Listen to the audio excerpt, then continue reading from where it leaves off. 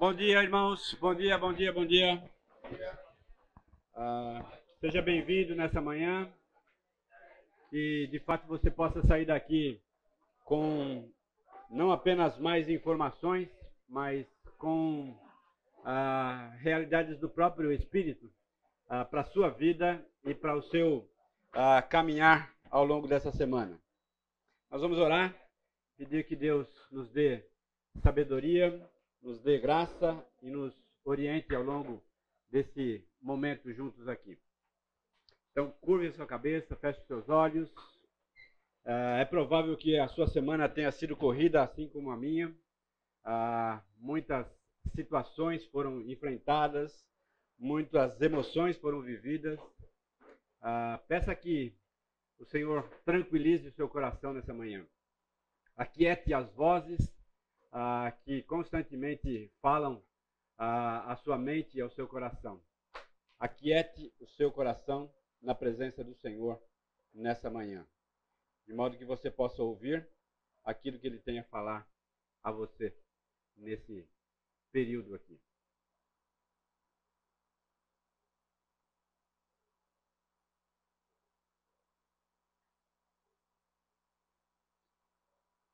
Senhor, a vulnerabilidade de cada um de nós, ela é evidente, principalmente diante das situações inesperadas da vida. E é diante dessa constatação que nós nos aproximamos do Senhor nessa manhã, rogando que o Teu Espírito que habita em nosso coração incline os nossos corações de modo a produzir um ambiente interno capaz de assimilar as verdades da Tua palavra em nossos corações. Que o Senhor estenda a sua mão sobre a mente e o coração de cada um dos meus irmãos que aqui está, e que esta seja não apenas uma manhã comum, mas uma manhã na presença do Senhor, na companhia dos irmãos, e ao mesmo tempo com a serenidade do ouvir a Tua voz, que tanto faz bem ao nosso coração, que tanto nos desafia e também nos disciplina naquilo que necessitamos para um caminhar na direção do alvo que o Senhor tem para cada um de nós. Olha também, ó Deus, para os outros professores, demais alunos, que Tua mão também esteja sobre a vida deles, que cada um, ó Deus, saia daqui nessa manhã cheios não apenas de informações, mas de conteúdo que dê a eles a capacidade de lidar com os imprevistos da vida. Abençoa também o culto, que seja, ó Deus, a Tua palavra proclamada de maneira compreensiva e ao mesmo tempo desafiadora no coração de cada um. Fica conosco, orienta-nos nessa manhã. Precisamos do Senhor, em nome de Jesus. Amém, Senhor. Muito bem, queridos, nós queremos então abordar 2 capítulos nessa manhã, o capítulo 2 e o capítulo 3 de Oséias. Nós cunhamos aí então um título para esses 2 capítulos. É possível que não esteja tudo aí descrito em palavras, mas pelo menos o conteúdo geral nós temos aqui. Restauração futura do povo de Israel, do momento em que eles estavam vivendo, das situações adversas que estavam chegando até eles, do adultério espiritual que eles estavam vivendo, a restauração futura por meio de severa punição. Eu acredito que conosco também é assim. Nos nossos desvios de conduta, de pensamentos, de atitudes, em certa circunstância, precisamos de uma severa punição da parte de Deus. Porque é essa punição que nos faz perceber os erros, os equívocos e nos faz voltar atrás. Nos faz tomar um novo rumo, uma nova atitude diante das nossas próprias vidas e da nossa caminhada. E então, a reconciliação prometida. Nós lembramos que o povo de Israel sempre teve um alto e baixo, né? O povo pecava, Deus ia ao encontro do povo, o povo se mostrava duro de coração, até então uma repreensão e até o arrependimento. O objetivo de Deus é que o povo volte a ser novamente a nação ao qual ele havia feito um pacto. Muito bem.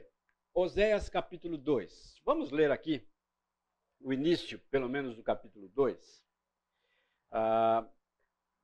Aula passada nós tratamos do versículo 1, chamai a vossa irmã, meu povo, e a vossa irmã a favor. E aí, então, nós partimos então do verso 2. Repreendei vossa mãe. Repreendei-a porque ela não é minha mulher, e eu não sou o seu marido. O foco, então, do capítulo agora é Gomer. É o povo, é a nação de Israel. A intenção de Deus agora, então, é tratar especificamente com Gomer, com o povo. A atenção, então, passa agora dos filhos para a mãe, porque até então tratamos muito dos filhos, os nomes de cada filho, os significados de cada filho, e agora, então, o rumo passa, então, a ser a mãe. O discurso chama a nossa atenção por descrever um tribunal, não para condenação, mas na expectativa de um arrependimento. Sempre quando nós ouvimos a palavra tribunal, nós pensamos numa condenação. Vai ao júri popular para ser condenado. Mas nesse caso aqui, a jurisdição de Deus, o tribunal de Deus formado ali, era então na expectativa de que houvesse arrependimento. Na expectativa de que houvesse a reconciliação, a volta, a consciência de tudo aquilo que estava se passando ali. A palavra repreendei do versículo 2, do capítulo 2, versículo 2, é a mesma palavra usada no capítulo 4, versículo 1. Olha aí que interessante. Capítulo 4, 1. Ouvi a palavra do Senhor, vós filhos de Israel, porque o Senhor tem uma contenda, essa palavrinha aí, tem uma contenda contra vocês. É a mesma palavra traduzida por repreendei aqui no versículo 2 do capítulo 2. Onde Gomer se assenta diante do juiz de toda a terra. E perguntas são feitas, questionamentos são feitos. No versículo 2 nós percebemos aí, ela não é minha mulher e eu não sou o seu marido. Um questionamento dirigido com clareza, com nitidez. Mas há vários outros questionamentos e perguntas e ameaças até mesmo são feitas visando o arrependimento. Olha os versos 3 e o verso 5. 3, 4 e 5. Para que eu não a deixe despida e a ponha como no dia em que nasceu, e torne semelhante a um deserto, e a faça como terra seca e a mate de sede. Tamanha era a bravura, a severidade de Deus contra a nação. Uma ameaça de morte aqui. Uma ameaça de ruptura da caminhada do povo. Uma ameaça feita por Deus ao povo diante da infidelidade cometida. Isso chama a minha atenção e a sua, e precisa chamar a minha atenção e a sua, de como é que Deus vê a infidelidade. Como é que Deus lida com isso? E como isso fere o coração do nosso Deus. a minha infidelidade, a sua infidelidade. Ela traz à tona todos esses argumentos que o próprio Deus está tratando aqui ao povo. Versículo 4. E não me compadeça de seus filhos, porque são filhos de prostituição, pois a sua mãe se prostituiu. Aquela que os concebeu ouve-se torpemente, porque diz: irei atrás dos meus amantes, que me dão o meu pão e a minha água, e a minha lã e o meu linho, e o meu óleo e as misturas bebidas. Deus então vai fundo, né? Vai fundo no coração da nação, vai fundo no coração de Gomer, chamando a sua atenção, repreendendo-a na expectativa de que houvesse arrependimento.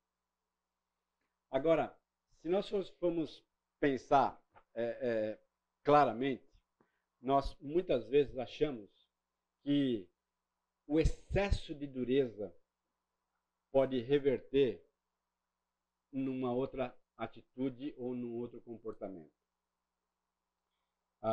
Muitas vezes eu olho para os meus filhos e digo assim, mas se eu for muito duro com eles, o meu objetivo de corrigi-los não vai ser atingido. Será? Será? Principalmente numa sociedade como a nossa, né, que tem constantemente aliviado o peso da disciplina sobre as crianças, sobre os filhos, e tem colhido coisas muito drásticas, né, em relação aos filhos. Deus aqui não se furta em ser duro. Deus aqui não titubeia na sua clareza daquilo que ele esperava do povo e como o povo seria tratado se não voltasse atrás.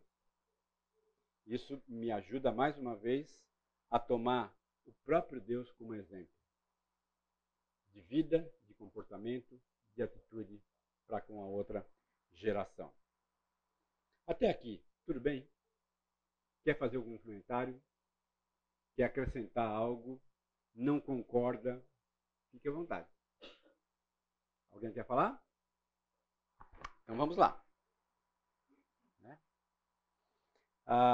Peguei a frase do John Stott: o coração do problema humano é o problema do coração humano. Né? Todos nós já sabemos, né, que o cerne do nosso coração é o objetivo maior do próprio Deus de correção. Eu coloquei as palavras adequação e inadequação. A ideia de Deus era que o povo fosse adequado aos padrões de conduta, de comportamento e de honra à aliança uma vez feita com o povo. Isso me chama a atenção e me leva lá para Lucas capítulo 15, versículo 18. Alguém lê para mim, por favor, Lucas 15, 18. E há uma ponte de ligação aqui, de semelhança entre as atitudes aqui postas no capítulo 2 e aquilo que se passa ali também na parábola do filho pródigo. Lucas 15, 18. Quem diz lá? Quem lê para nós? Eu me porei a caminho e voltarei para meu pai e direi: Pai, pequei contra o céu e contra ti. Não sou mais digno de ser chamado teu filho. Trata-me como um dos teus empregados. A seguir, levantou-se e foi para seu pai. Interessante, né? Quando acontece isso? Qual é o contexto? Onde ele está? Comendo o resto dos porcos. Já tinha gasto muito dinheiro com meretrizes, já tinha supostamente se divertido, e aí chega num ponto que era o ponto final. Né? E nesse ponto final, comendo o resto dos porcos, ele olha para cima e diz: pequei. Pequei contra o meu pai, pequei contra o Senhor, só me resta engolir todo o meu orgulho, né, e voltar. E voltar. Por isso que Deus é tão duro com a nação. Porque ele esperava exatamente isso. Né? Que a nação chegasse num ponto em olhar para cima e dizer, puxa vida, nós erramos em flertar com outros deuses, erramos em adorar outros deuses, erramos em pegar todo o ouro acumulado que nós tínhamos e investir em Baal. Nós erramos, nós pecamos. E só nos resta então chegar ao ponto, à compreensão de que é hora de voltar. É hora de voltar atrás. A fidelidade divina se manifesta, então, nos versos 6 até o verso 13, e a gente vai fazer algumas considerações aqui. Agora, perceba o seguinte, eu estou colocando aqui, que a fidelidade de Deus, ela se manifesta causando desorientação. Espera lá, mas não é contraditório isso? Né? Um Deus que se diz fiel aos compromissos feitos com a nação, ele então causa desorientação. Olha o versículo 6. Portanto, eis que cercarei o seu caminho com espinhos, e levantarei um muro contra ela, para que ela não ache as suas veredas. Né? O próprio Deus dizendo assim, eu vou cercar esse povo para que ele não entenda, não observe o seu próprio caminho. E fique tão desorientado, que ele então volte a mim e comece então a rever isso. Ontem à noite eu tive uma conversa bastante interessante com um rapaz que muito tempo eu não via, que esteve na igreja durante muitos anos, né, e que hoje está fora da igreja. Né, totalmente desorientado. E essa desorientação, né, ela causa alguns problemas, causa alguns ferimentos. Né? E nenhum de nós pode interromper essa desorientação. A única pessoa que pode é o próprio Deus, e a única pessoa que pode é Ele mesmo. Ele mesmo chegar a esse ponto. A ideia de Deus aqui não era intervir na situação, mas era fazer com que o povo reagisse a essa situação. E é assim conosco também. Nós chegamos em determinado ponto da nossa vida que nós precisamos reagir. Precisamos perceber os nossos erros, os nossos equívocos e voltar atrás. A expectativa do próprio Deus é que haja da parte dele. Isso é pastorear o coração. Né? Porque o indivíduo toma atitude não porque você está pressionando, mas porque ele chegou à conclusão de que ele precisa daquilo. Né? Porque quando você é acuado e age em reação àquela situação, não atingiu o coração. Mas quando você é acuado e não sabe o que fazer, e aí então decide tomar uma decisão, aí o ponto foi atingido, o coração foi atingido. A meta do próprio Deus foi atingida com a disciplina. Continuando o texto, versículo 7. Ela irá em seguimento de seus amantes, porém não os alcançará. Buscá-lo-á, sem contudo os achar. Então dirá, irei e tornarei para o meu primeiro marido, porque melhor me ia até então do que agora. Ou seja, aquela desorientação produziu então uma mudança de comportamento e de atitude. Versículo 8. Ela, pois, não soube que eu é que lhe dei o trigo, o vinho e o óleo, e lhe multipliquei prata e ouro, que eles usaram para Baal. Né? Essa consciência começou então a brotar dentro do coração da nação de Israel. Eu coloquei aí uma segunda colocação aí. A fidelidade divina se manifesta causando desorientação e cessando a alegria e expondo a nudez. Olha o versículo 9. Portanto, tornar-me-ei e reterei o seu tempo, o meu trigo, o meu vinho, e arrebatarei a minha lã e o meu linho que lhe deviam cobrir a nudez. Agora, descobrirei as suas vergonhas aos olhos dos seus amantes, e ninguém a livrará da minha mão.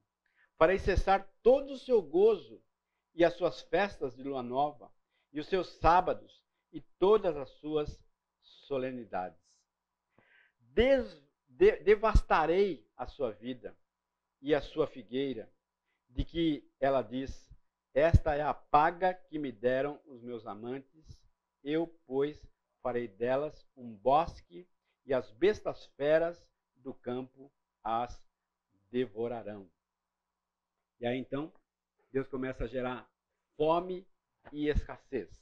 Versículo 13: castigá-la-ei pelos dias dos Baalins, nos quais lhes queimou incenso, e se adornou com as suas arrecadas e com as suas joias, e andou atrás dos seus amantes, mas de mim se esqueceu, diz o Senhor.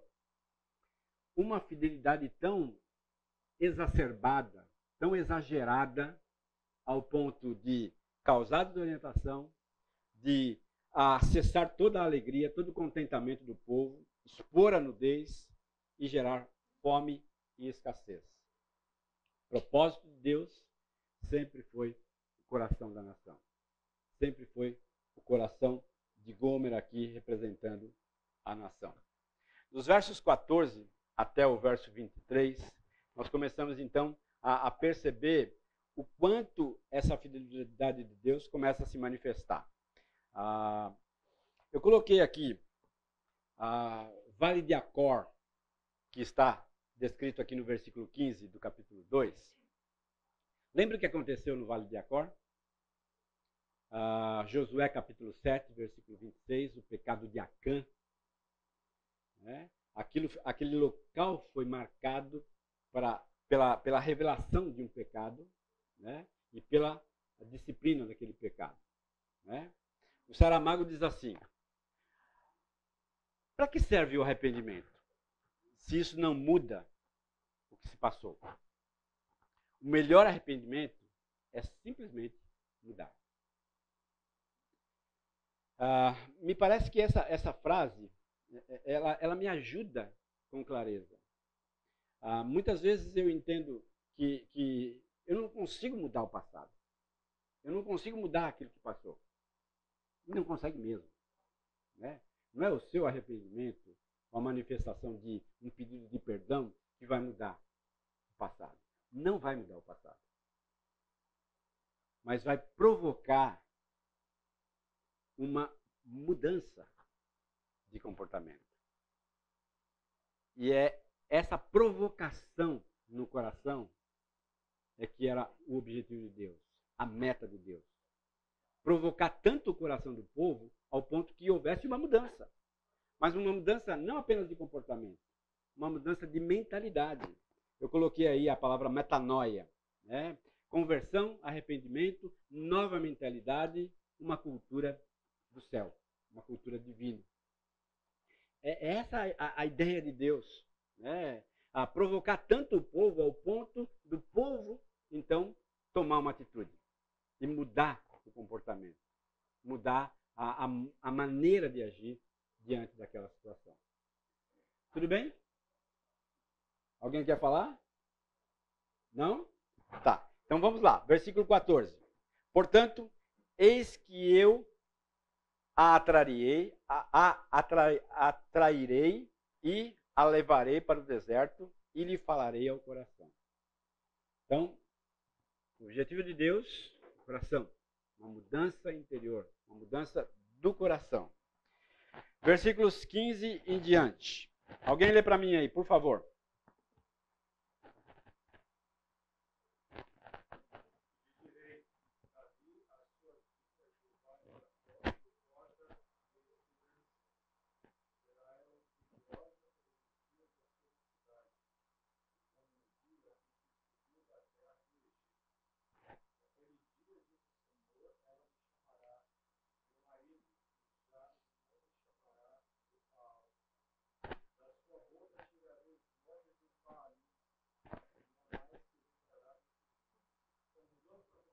Isso, até o 18.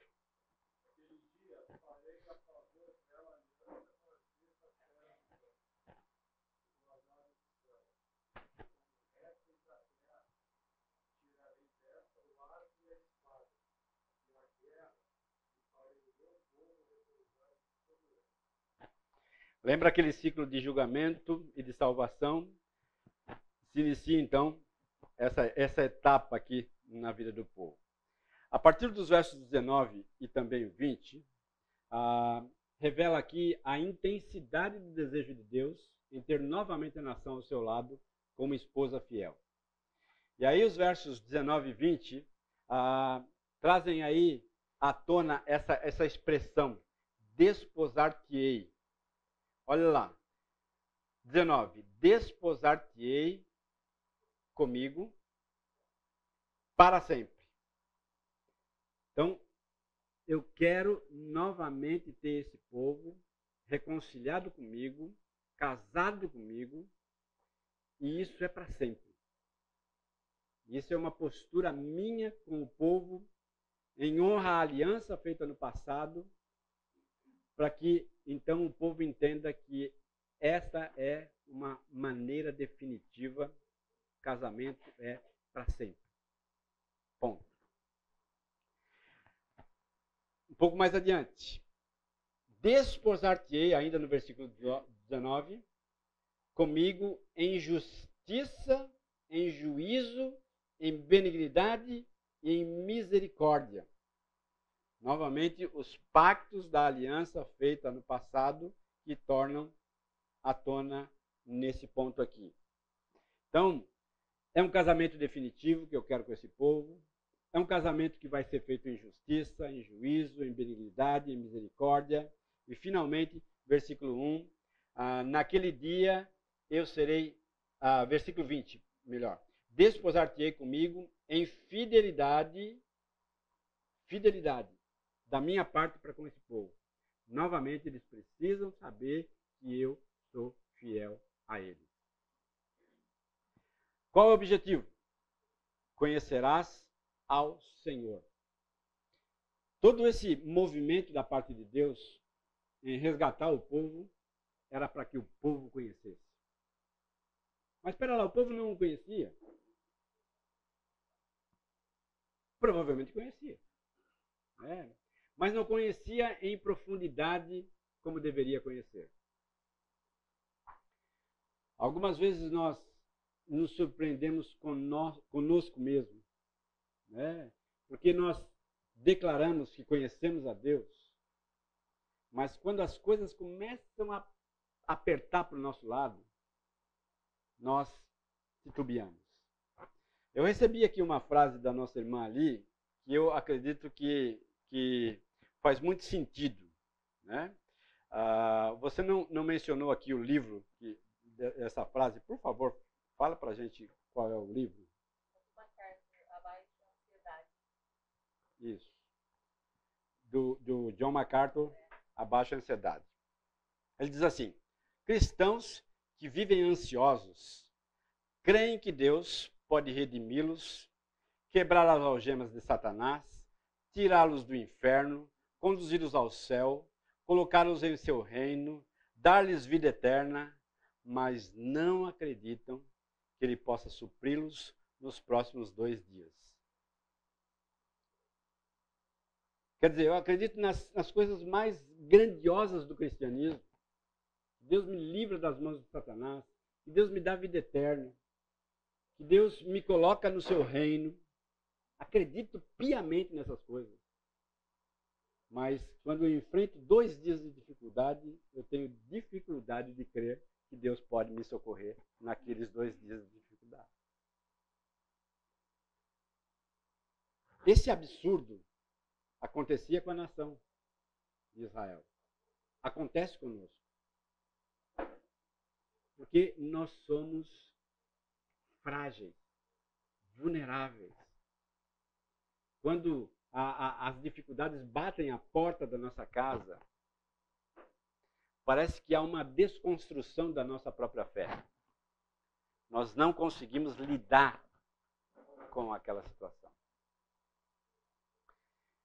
Isso acontece exatamente porque nós somos extremamente vagarosos na transição daquilo que eu creio com aquilo que eu vivo.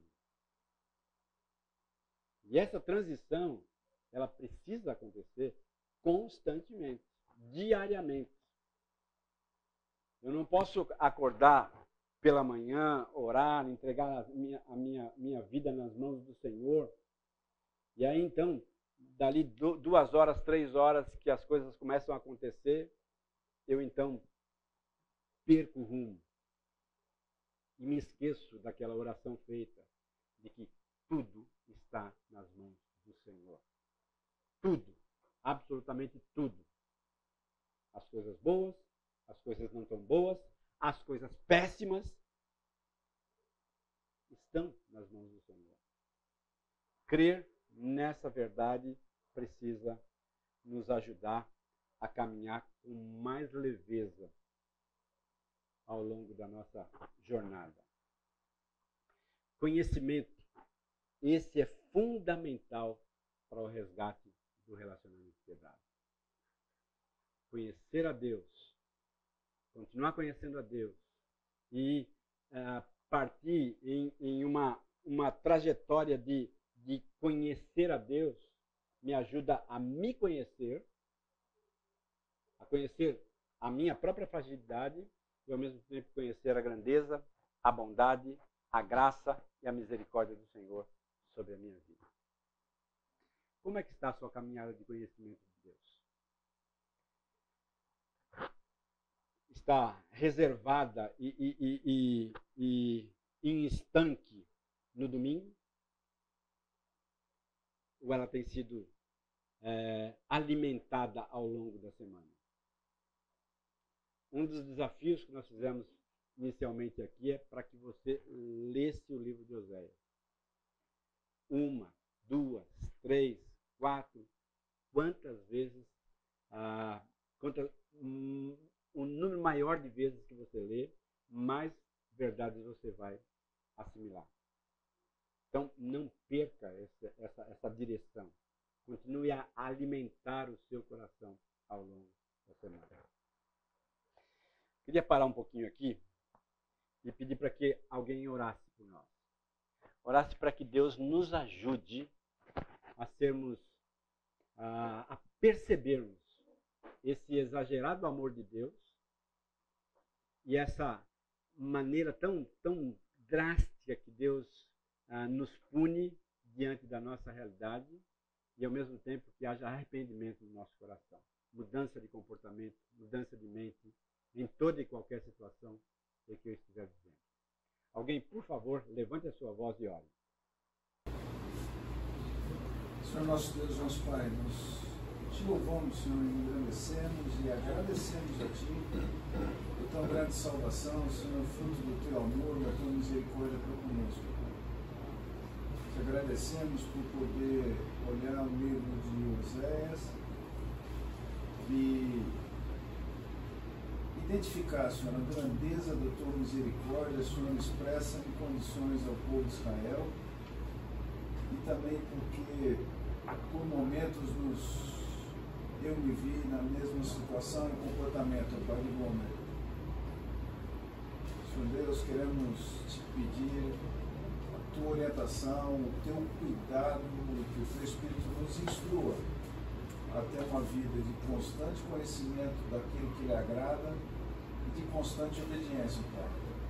Que o Senhor possa estar agindo em nossas vidas para que a gente tenha um dia todo de louvor e obediência, louvor ao Teu nome e obediência à Tua palavra, Pai. Nós te agradecemos pelas advertências que a Bíblia nos concede, para que a gente não se desvie, não copie aquelas pessoas que agem errado, Senhor. Trata com os nossos corações, nos levando ao arrependimento e principalmente a mudança de comportamento. É o que nós oramos, ó Pai, e agradecemos em nome de Jesus. Amém. Verso 21 até o verso 23 diz assim: Naquele dia eu serei obsequioso, diz o Senhor, obsequioso aos céus e estes à terra. a terra obsequiosa ao trigo, e ao vinho, e ao óleo, e estes a Jezreel. Semearei Israel para mim na terra e compadecer-me-ei da desfavorecida, e a não meu povo direi, tu és o meu povo, e ele dirá, tu és o meu Deus.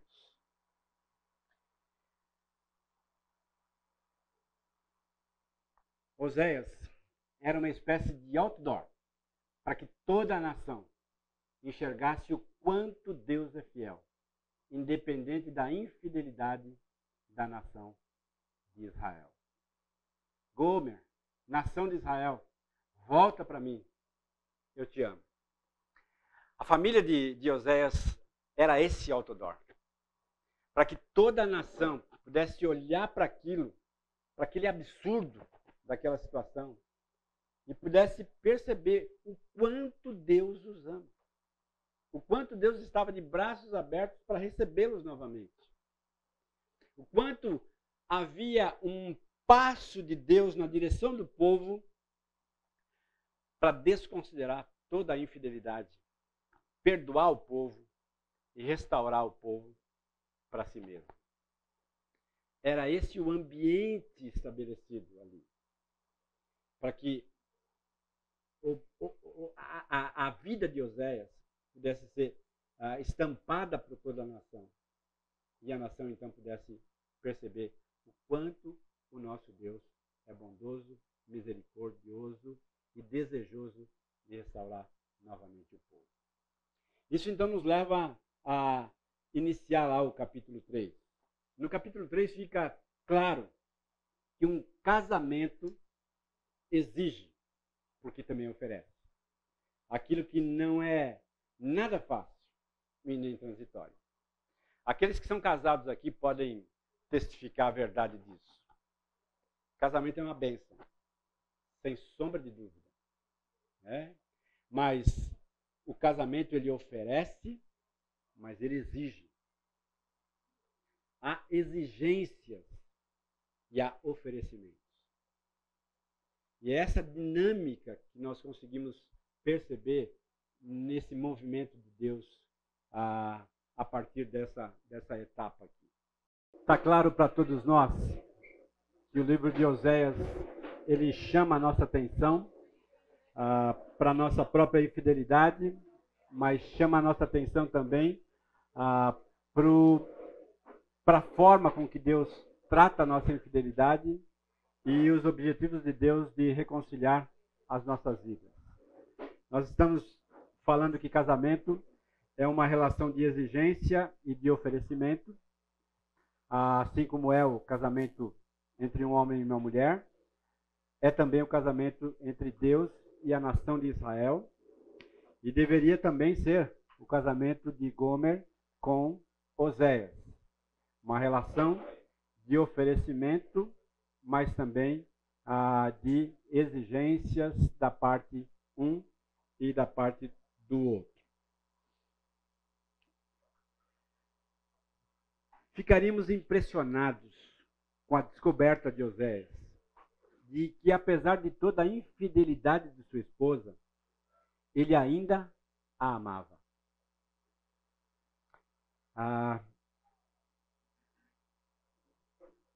Quantas situações que você já presenciou, de situações de infidelidade de casais, que você percebe claramente que há ainda amor no coração de um ou do outro.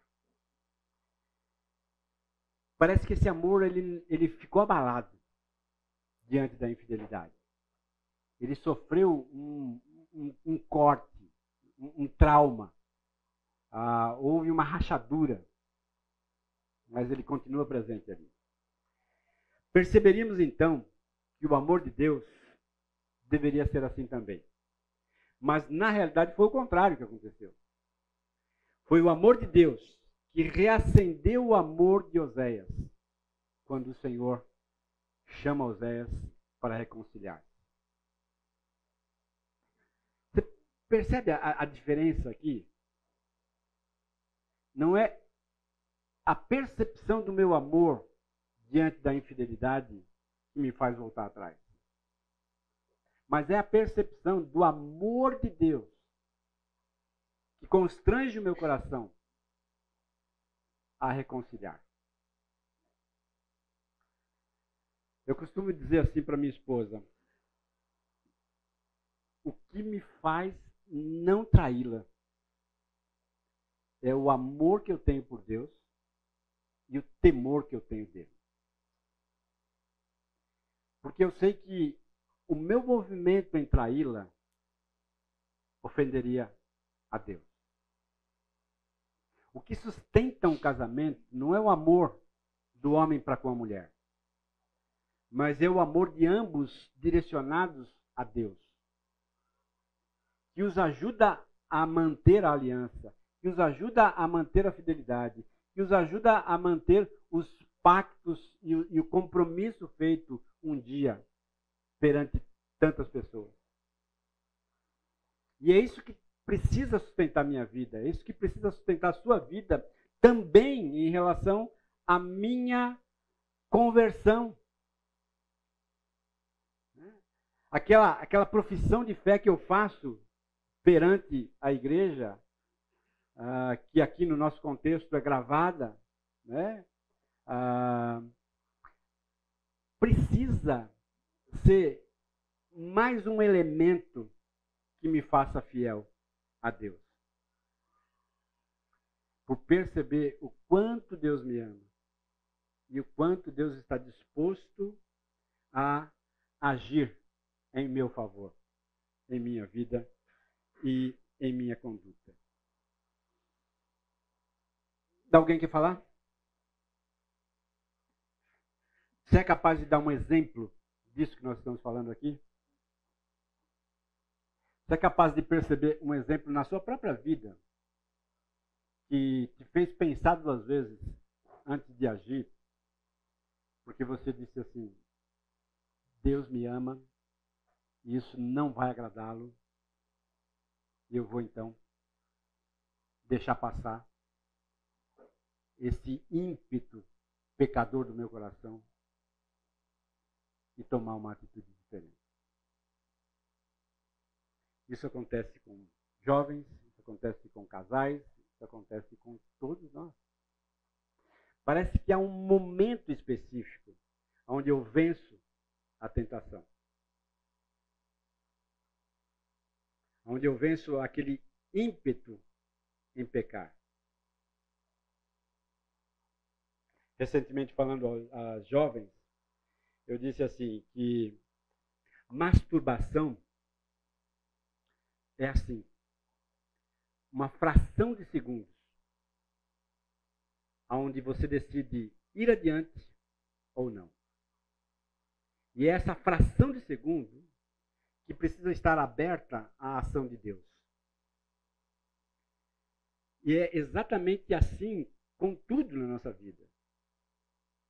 Quando eu estou seduzido a mentir, quando eu estou seduzido a permitir que a minha ira se manifeste, fração de segundos. E é essa fração de segundos que precisa estar aberta à ação do Espírito Santo, constrangendo rapidamente o meu coração a tomar uma atitude diferente, né? A agir de forma diferente. E é esse amor de Deus que precisa constranger o meu e o seu coração. Eu coloquei assim, tipo assim, né? Olha o que diz o versículo, capítulo 3, versículo 1. Disse-me o Senhor: vai outra vez, ama uma mulher amada do seu amigo e adúltera. Será que a gente pode entender que Oséias simplesmente foi e ponto final? Ou essa argumentação de Deus na continuação do versículo fez mais sentido? Porque olha a continuação do versículo. Como o Senhor ama os filhos de Israel. embora os filhos de Israel sejam infiéis. Então, fica claro aqui que Deus diz, vai lá e ama de novo. Mas faz assim, desse jeito. Tipo assim, como eu faço. A régua sou eu. O próprio Deus está dizendo. Não olhe para as outras pessoas. Não olhe para as nações. Não olhe para as supostas infidelidades ou reais infidelidades que você vê ao longo da sua caminhada com outros casais e haja como eles. Mas a sua conduta e o que eu espero de você é que você faça como eu faço. Isso é uma ruptura daquela enxurrada de argumentos que a sociedade traz para nós. Não. Paga com a mesma moeda. Foi infiel com você? Seja infiel com ela. Haja como todo mundo age. Mata. Bate. Porque a infidelidade não tem preço. Né? E aí Deus diz, vai lá, ama de novo e faça assim como eu faço. O foco mudou. O foco da minha vida é Deus. Das nossas vidas é Deus. Não é o que o movimento diz. Não é o que a sociedade diz. Não é o que os meus parentes dizem. Não é o que os meus amigos dizem. Mas é o que Deus diz. Mas Gilvair, isso não dá. Né? Ninguém tem sangue de barata. Né? Ninguém lida com a infidelidade dessa forma. Né? Ninguém é capaz disso. Também acho. Né? Mas na minha incapacidade, o que acontece? O apóstolo Paulo diz, quando eu sou fraco, Deus é forte. Porque o poder de Deus é aperfeiçoado na minha vida através da minha fraqueza. Então, a primeira coisa que eu tenho que falar é, não dá. Não dá. Deponho as minhas armas. Não dá. Eu não sou capaz. O Espírito de Deus vem e me capacita. Me capacita a parar de ouvir as pessoas. Me capacita a olhar firmemente na direção de Deus e agir como Deus age. E isso fica evidente na continuação do capítulo. O estado que Oséias /Deus encontra Gomer /povo. Versículo 2. Miséria e escravidão. Foi isso que Oséias encontrou nesse retorno. Versículo 2. Alguém lê para nós aí.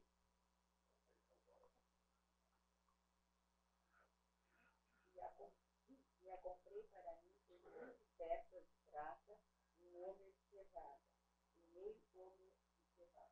Isso, né? Então, comprei.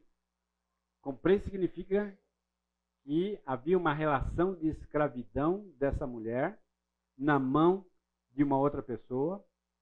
E ele, então, para obedecer a Deus e reconciliar-se novamente com ela, ele, então, comprou-a. Um escravo comum valia 30 ciclos de prata. Oséias pagou 15 ciclos de prata. Note, Gomer estava desgastada, num estado deplorável. Por isso, o valor abaixo do mercado. Alguns estudiosos acham que o preço pago foi caro. Foi caro. O vendedor, sabendo do interesse de Oséias e da sua relação com ela, aumentou o preço. Isso faz muito sentido, porque essa é a lei do mercado, não é? Quando eu estou interessado em determinado objeto e vou atrás dele, aquilo então se torna mais caro, porque eu quero aquilo. Né? A continuação do capítulo diz assim: e lhe disse: tu esperarás por mim muitos dias, não te prostituirás, nem serás de outro homem. Assim também eu esperarei por ti. Porque os filhos de Israel ficarão por muitos dias sem rei, sem príncipe, sem sacrifícios, sem colunas, sem estola sacerdotal ou ídolos do lar. Se referindo naturalmente àquilo que iria acontecer com a nação pela sua infidelidade. Né? Exílio, escravidão, que o povo iria enfrentar. Mas o texto ainda diz que, além dos 15 ciclos de prata, houve então o acréscimo de mais 5,5 litros de cevada. Cevada era um grão barato, semelhante a um arroz de segunda, quebrado. Então o preço majorado chegava à metade do preço de um escravo, mais 5,5 litros de um grão barato. Isso então mostra para nós o quanto Oséias precisou pagar para tê-la novamente.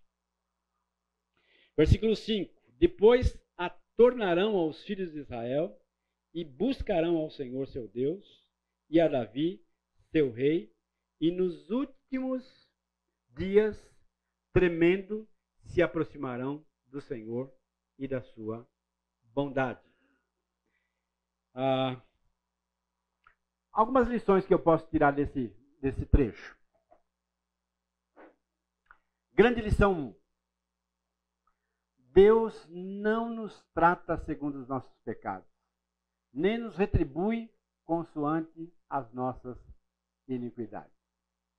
Vamos voltar então para Gomer e Oséias. Né? Qual seria o tratamento adequado, humanamente falando, socialmente falando, para aquela situação? Qual seria? Dente por dente, olho por olho, né?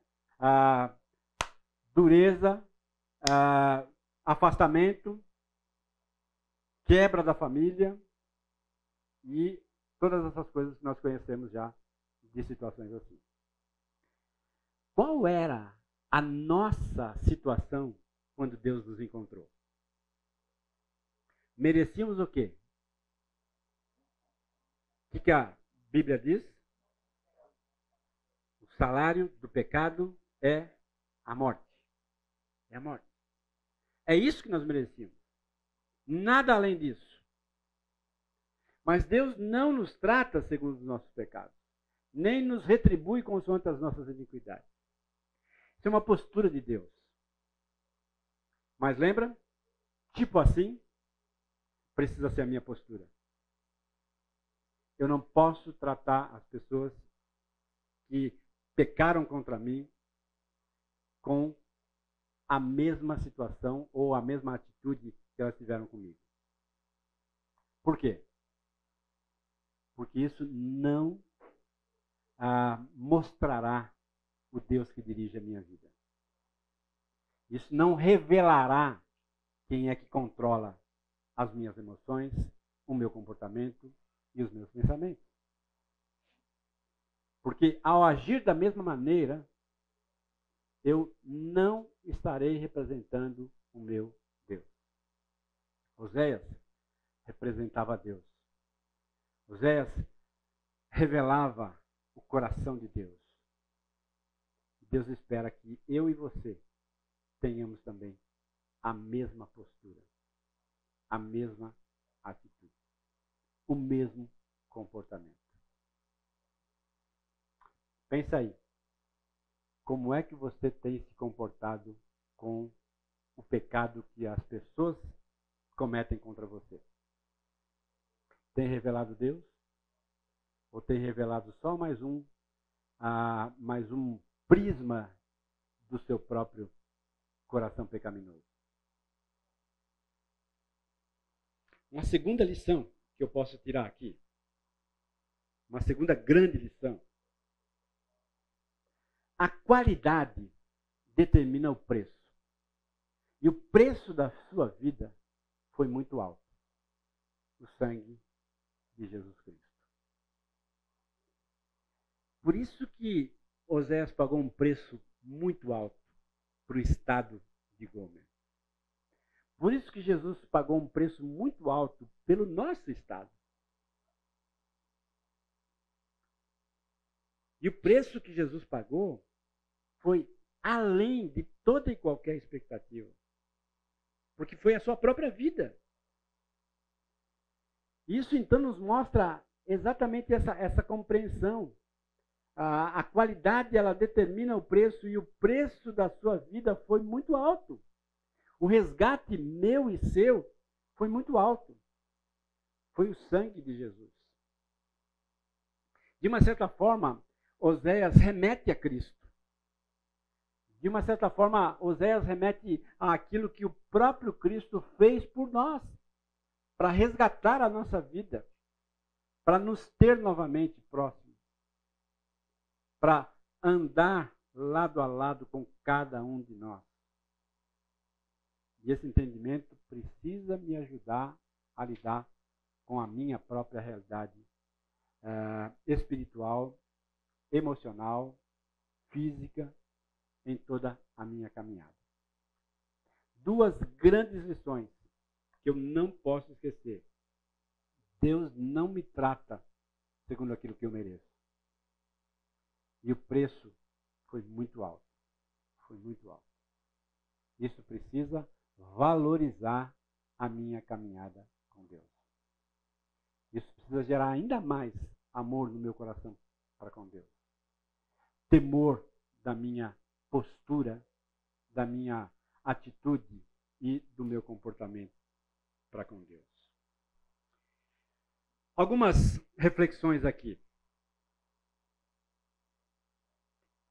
Qual era a condição espiritual do povo de Deus e como essa condição pode ser vista hoje, olhando para o povo de Deus, igreja?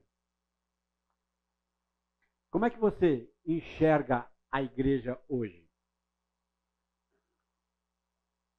Como é que você enxerga as influências que a igreja tem tido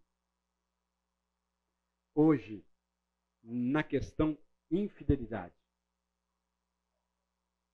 Gostaria de ouvi-lo.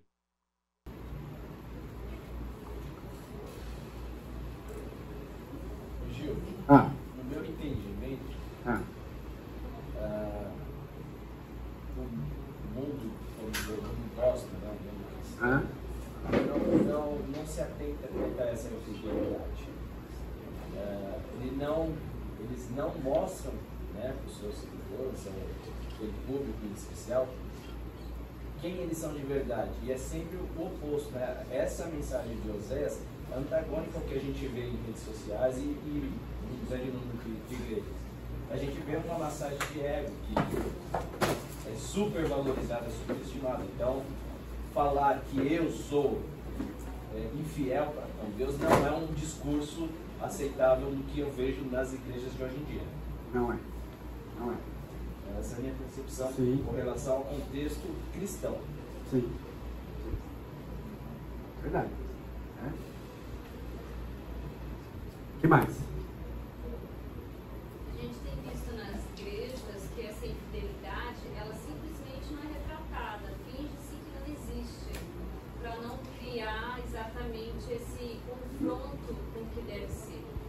Né? Então, eu acho que é exatamente a conformidade com o mundo. Vai deixando. Não existe confronto. Tudo bem. Nem daqueles, todos, né, que deveriam confrontar o irmão, muitas vezes a própria liderança, finge que não tem nada acontecendo. E passa a ser um comportamento aceitável. Flexibilização.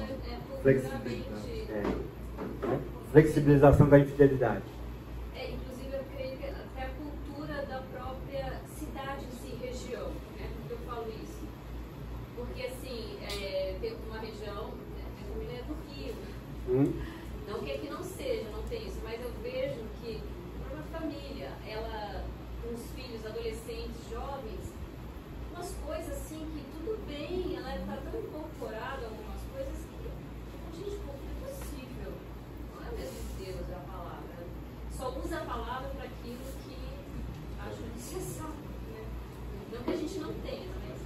Não, sim, eu estou entendendo perfeitamente.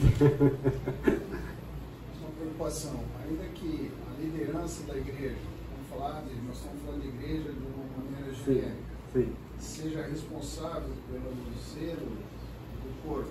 Sim. A responsabilidade é minha ao deparar com essa realidade bíblica, influenciar a igreja, a liderança, se ela está pautada na Bíblia, eu preciso trabalhar com esse conceito de que a responsabilidade diante da realidade bíblica é pessoal.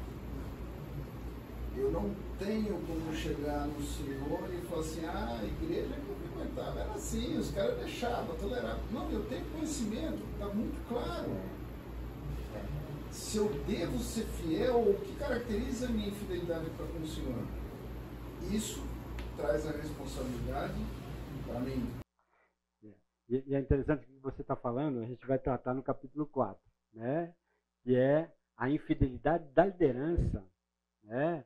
Acaba se tornando uma infidelidade do liderado, né? Porque a liderança está ali para dar um exemplo, né? Para seguir aquilo que Deus, tipo assim, da maneira de Deus, né? Agora, quando a liderança não faz isso, e aí compromete todo o corpo, embora seja individual, minha responsabilidade, né? Mas ao mesmo tempo, essa mudança de cultura, ela precisa acontecer, né? E é uma mudança de cultura que precisa urgentemente acontecer, né? Porque na verdade ela está sabotando o avanço da igreja. Porque hoje a gente vê igrejas lotadas, né? Eu vi agora uma igreja aqui no interior de São Paulo, diz que tem 12 mil membros. 12 mil membros. Aí eu me pergunto, quantos deles são pastoreados? Né? Quantos desses 12 mil são pastoreados, efetivamente? Qual a qualidade da membresia? Né? Porque hoje há uma sede de, né, vamos avançar, mas para lá. Né?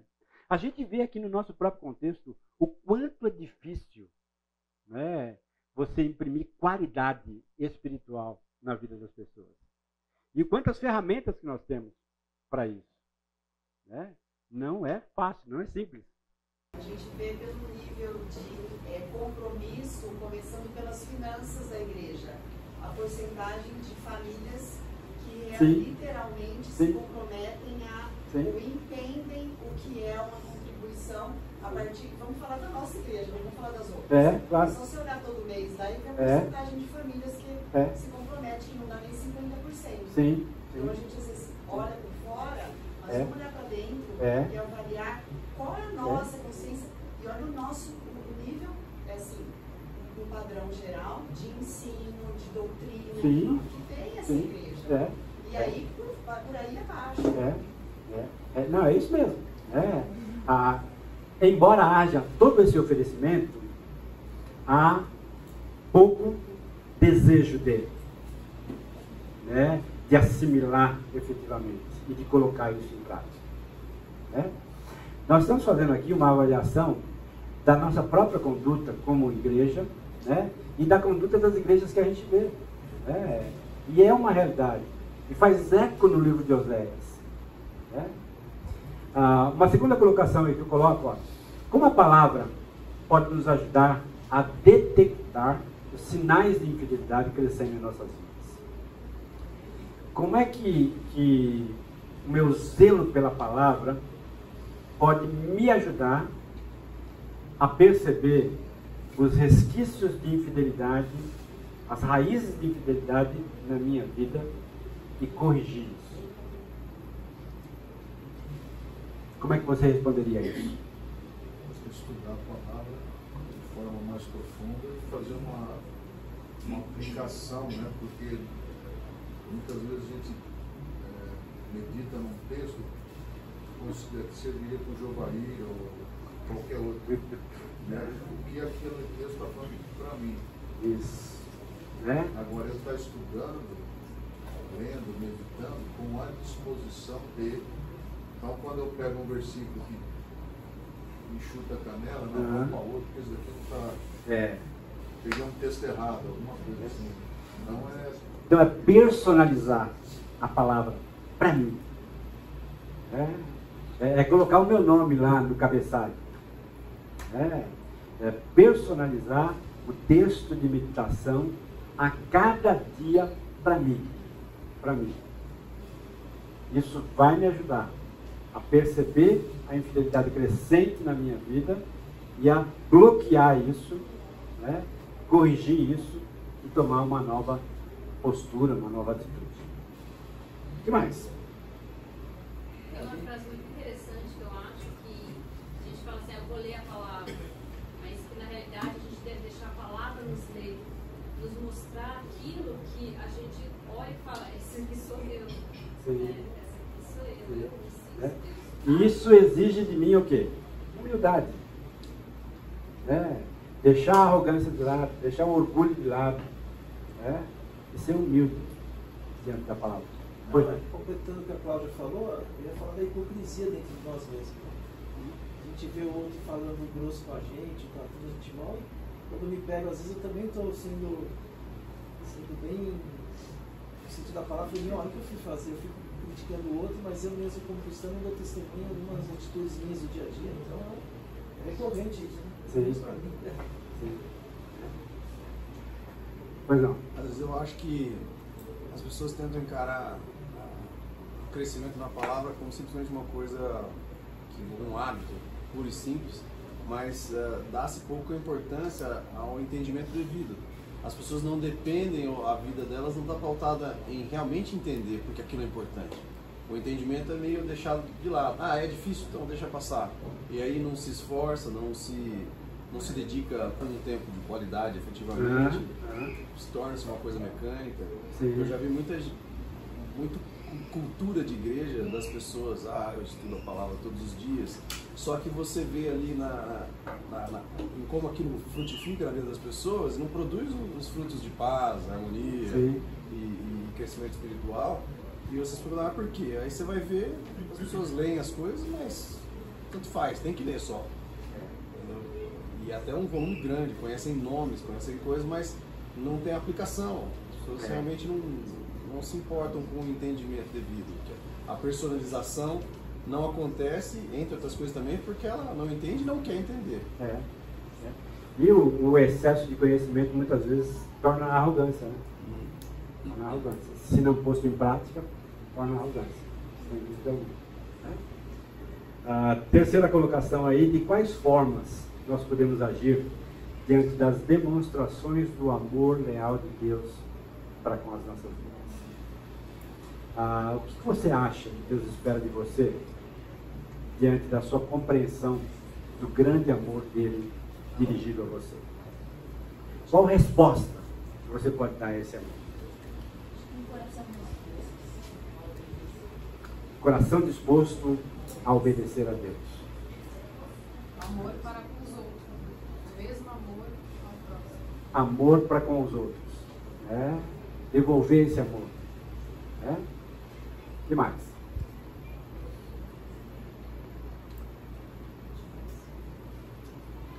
Como você falou, como ao Senhor, né? Nas nossas atitudes tem um filtro, né?